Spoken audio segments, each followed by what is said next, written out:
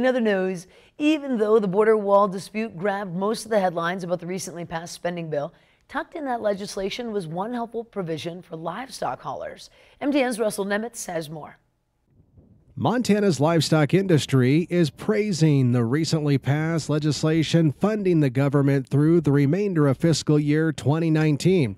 Because included in the new spending bill is a delay of enforcing electronic logging device rules for livestock haulers until September 30th.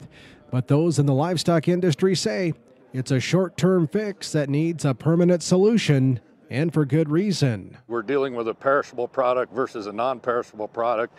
If we do not get this in place and we have the same rules as a non-perishable product, then we're going to end up having to have teams of drivers or having to have drop points, and that's going to add to the freight cost immensely. And of course, you know what that does? It trickles right down to the producers, and that's less value for your cattle.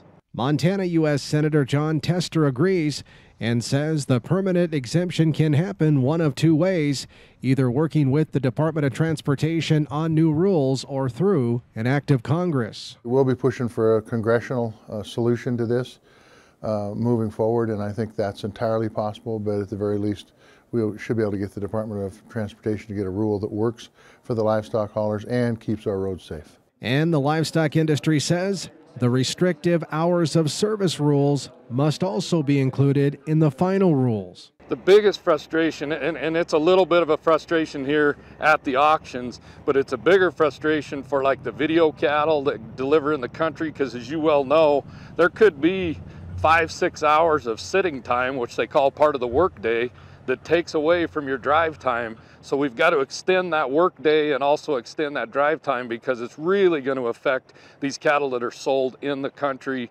like on video auctions and such. The livestock industry is encouraged to submit comments to the Department of Transportation on this issue by March 8th, and they can do so on the federal government's regulations.gov website. In Billings, Russell Nemitz, MTN News.